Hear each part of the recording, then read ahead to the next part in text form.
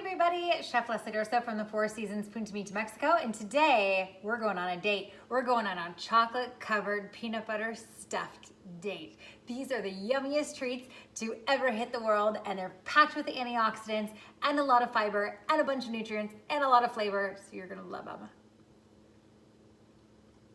them. Yum.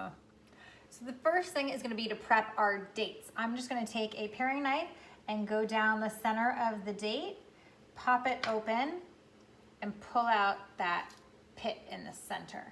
So it's nice and open like that. I'm gonna keep doing that for all of these. Second step is to stuff our dates. So I'm gonna take a little spoonful of peanut butter and put it right in the center. This could be creamy peanut butter, crunchy peanut butter, whatever you've got on hand. Then I'm gonna close it up, seal it with a toothpick, and then I'm gonna drop it in to some melted chocolate that I melted with some coconut oil just in the microwave. And when that guy is all covered, I'm gonna set him on some parchment paper. All right, so I've got my last one going onto the plate.